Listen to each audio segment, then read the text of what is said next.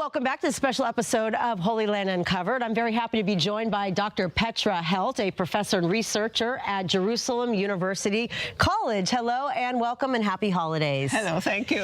Chag Sameach. So first let's start with explaining the similarities in the traditions between Passover and Easter. I think a lot of people don't realize just how similar and how much they dovetail each other. That's right, absolutely. I mean, there are two components which I really would like to mention.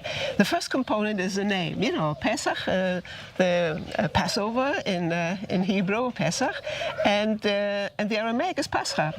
And Pascha is a word which people all over the world use, except for in English and in German and in the Scandinavian language. Otherwise, they always speak about Pascha. So all the Coptic and the Armenian and Greeks and Greeks and Latins and Romanians and Italians, they speak about Pascha. So Pascha. So this is a very important connection. It's the same word. And what's more, the origin is the same. It is the book of Shemot, chapter 12, Exodus 12, and this speaks about the Pesach, how to celebrate Pesach. And there are three elements which are very important. One is you slaughter an unblemished lamb, a complete lamb, and you take the blood and you put it on the doorposts of the doors.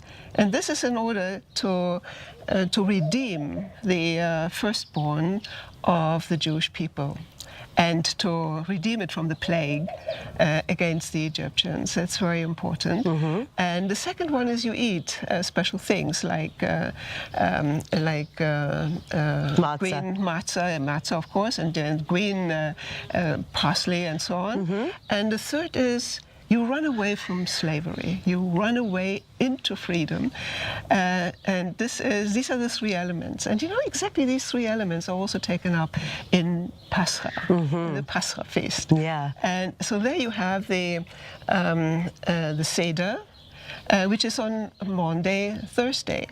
It is the Last Supper that Jesus had with his disciples, and this is what we celebrate on Thursdays. And then you have the sacrifice of the unblemished lamb, which is a Messiah, and this is on Good Friday. And then you have the resurrection of the Messiah, and that is on Sunday morning. So this is the connection that is also going into freedom away from sin, away from the old world, and being happy and joy. And ego, freedom from our own personal limitations, which we all have.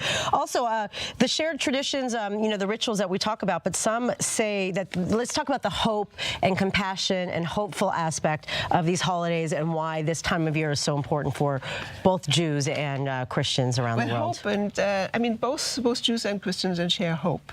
Hope in leaving, going away from the unleavened stuff, from the leavened stuff, from chametz in the house.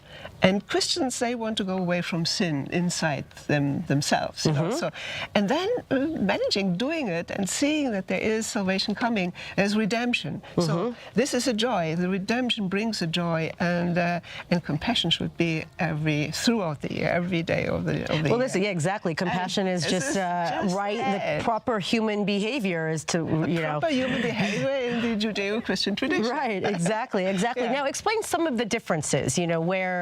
Where we know the holidays are close together, but explain why Easter is, the most important holiday for the Christian Easter, you world. See, the difference is that we have different interpretations of the book of Shemot, chapter 12. So these differences are from the earliest Jewish traditions, and we have, and as Christians, we have a particular tradition accepted from this interpretation, from this history of interpretation. So from there is a difference.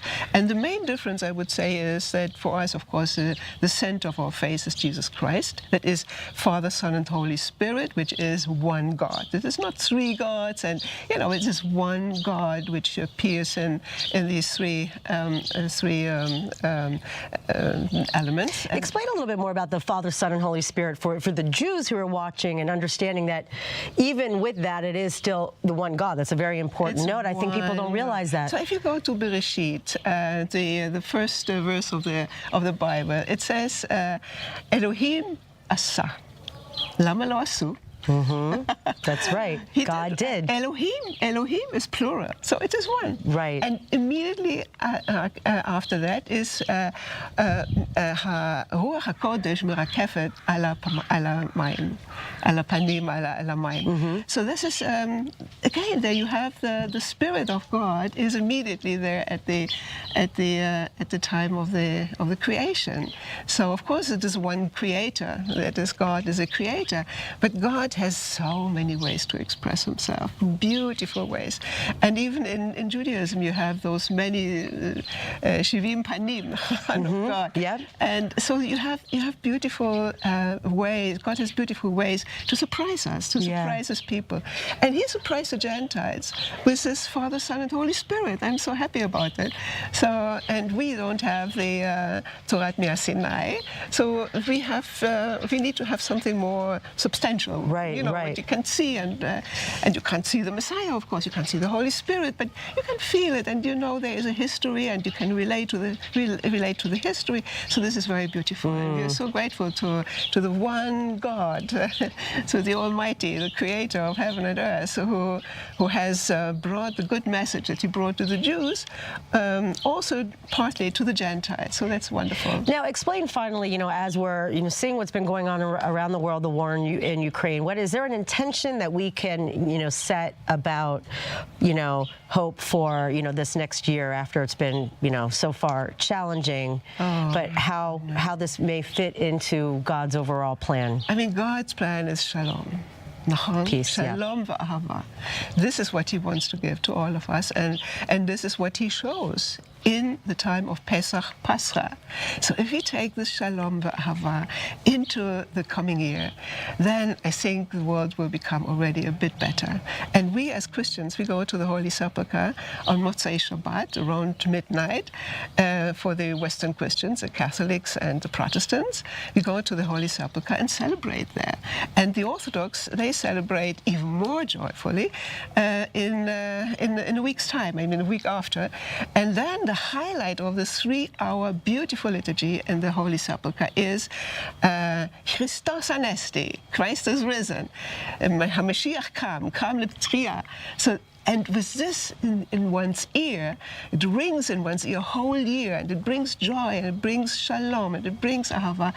We go into the new world, and let's hope we bring it also to the Ukrainians. Wow. Well, thank you very, very much, and wishing you a very, very happy holiday, and thank you for your time.